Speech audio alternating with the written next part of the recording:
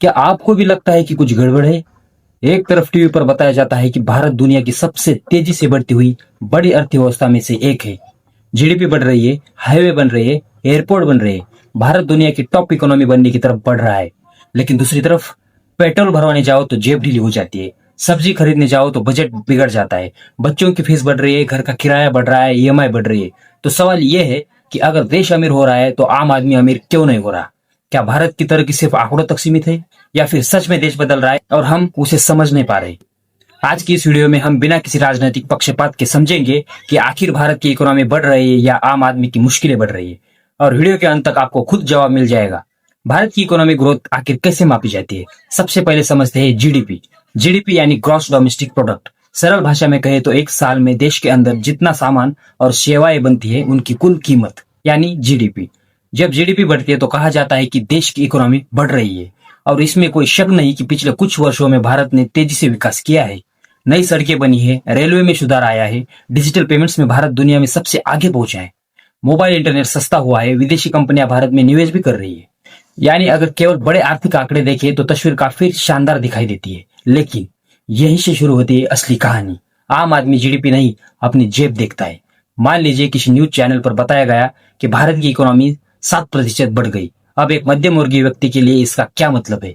क्या उसकी सैलरी 7% बढ़ गई? ऐसा तो जरूरी नहीं है। क्या उसका किराया कम हो गया? नहीं। क्या पेट्रोल सस्ता हो गया? नहीं। क्या स्कूल फीस कम हो गई? बिल्कुल नहीं। यही कारण है कि जीडीपी का बढ़ना और लोगों की जिंदगी का बेहतर होना हमेशा एक जैसी बात नहीं होती। आम आदमी हर महीने अपनी जेब से फैसला करता है कि देश की इकोनॉमी उसके लिए कैसी है। और अब सवाल आता है महंगाई का, सबसे बड़ा दर्द, सबसे बड़ा सवाल। अब बात करते हैं उस चीज की जो हर घर को प्रभावित करती है, महंगाई। आज अगर आप बाजार जाए तो आपको महसूस होगा कि पिछले कुछ वर्षों में लगभग हर चीज डबल हो चुकी है, ट्रिपल हो चुकी है, बहुत महंगी हो चुकी है। सब्जियां, दाल, दूध, गैस सिलेंडर, किराया, स्कूल फीस, सब कुछ। और सबसे महत्वपूर्ण है पेट्रोल और डीजल। क्यों? क्योंकि पेट्रोल महंगा होता है तो ट्रांसपोर्ट महंगा होता है, ट्रांसपोर्ट महंगा होता है तो सामान महंगा हो जाता है, और जब सामान महंगा होता है तो उसका बोझ सीधे आम आदमी पर पड़ता है, यानी कि हम लोगों पर पड़ता है, मिडिल क्लास लोगों पर पड़ता है। यानी पेट्रोल के दाम सिर्फ गाड़ियों को नहीं, पूरे देश के खर्चे को प्रभावित करते हैं। अब बारी आती है मिडिल क्लास की, मिडिल क्लास लोगों की, यानी कि हम लोगों की। मिडिल क्लास सबसे ज्यादा दबाव में क्यों है? भारत का मिडिल क्लास आज एक अजीबोगरीब स्थिति में फंसा हुआ है। वो इतना गरीब भी नहीं कि सरकारी योजनाओं का पूरा लाभ भी ले सके, और इतना अमीर भी नहीं कि महंगाई की चिंता न करे।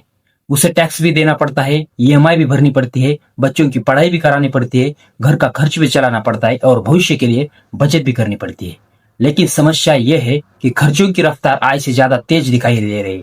इसी वजह से बहुत से लोग महसूस करते हैं कि मेहनत बढ़ रही है लेकिन बचत कम होती जा रही है। अब आती है वो चीज जिसके कारण आज देश का हर युवा चिंतित है, नौकरी का संकट, अनएम्प्लॉयमेंट। अब आते हैं सबसे बड़े मुद्दे पर, जॉब्स। भारत दुनिया के सबसे युवा देशों में से एक है।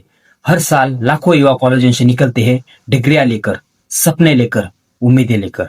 लेकिन क्या सभी को अच्छी नौकरी मिलती है? यही सबसे बड़ा सवाल है। कई युवाओं को नौकरी मिलती है लेकिन उनकी उम्मीद के मुताबिक सैलरी नहीं मिलती। कई लोगों को नौकरी पाने में वर्षों लग जाते हैं, और कई लोग प्रतियोगी परीक्षाओं की तैयारी करते करते अपनी युवावस्था का बड़ा हिस्सा निकाल देते हैं। यही कारण है आज की युवा फ्रस्ट्रेटेड है, आज के युवा गुस्सा करते ज्यादा। यही वजह है कि रोजगार का मुद्दा आज भी सबसे महत्वपूर्ण राजनीतिक और आर्थिक मुद्दों में से एक बना हुआ है। फिर लोग कहते क्यों हैं कि भारत आगे बढ़ रहा है? क्योंकि दूसरी तरफ कुछ सकारात्मक बातें भी है। भारत का डिजिटल सिस्टम मजबूत हुआ है, यूपीआई ने दुनिया को चौंका दिया है, इंफ्रास्ट्रक्चर में बड़े निवेश हुए हैं, कई क्षेत्रों में विदेशी निवेश आया है, स्टार्टअप्स बढ़े हैं, मैन्युफैक्चरिंग बढ़ाने की कोशिशें हुई हैं।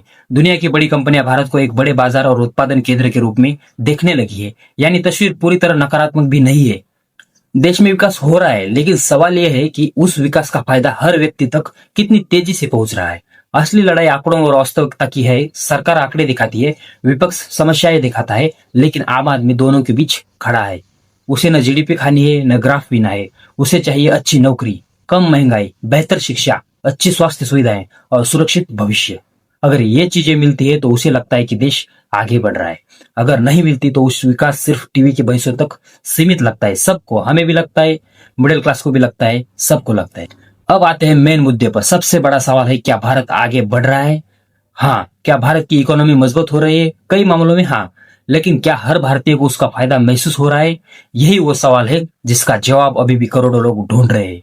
क्योंकि किसी भी देश की असली ताकत सिर्फ उसकी जीडीपी नहीं होती, उसकी असली ताकत उसके लोग होते हैं। अगर लोगों की जिंदगी बेहतर हो रही है, अगर युवाओं को अवसर मिल रहे हैं, अगर मिडिल क्लास सुरक्षित महसूस कर रहा है, तभी किसी देश की तरक्की को पूरी तरह सफल कहा जा सकता है। तो दोस्तों, भारत की इकोनॉमी बढ़ रही है या आम आदमी की परेशानी, शायद सच इन दोनों के बीच कहीं छुपा हुआ है। देश आगे बढ़ रहा है, लेकिन अभी भी करोड़ों लोगों को उस विकास का पूरा फायदा महसूस होना बाकी है। और आने वाले वर्षों में सबसे बड़ी चुनौती यही होगी कि सिर्फ भारत को अमीर बनाना नहीं, बल्कि भारत के लोगों को भी समृद्ध बनाना है। अगर आप इस विषय पर क्या सोचते हैं तो कमेंट में जरूर बताइए। क्या आपको लगता है कि आपकी जिंदगी पिछले कुछ वर्षों में आर्थिक रूप से बेहतर हुई है या मुश्किल हुई है? तो कमेंट में बताओ। वीडियो पसंद आई हो तो लाइक करो, चैनल को सब्सक्राइब करो और मिलते हैं अगली वीडियो में। तब तक के लिए धन्यवाद।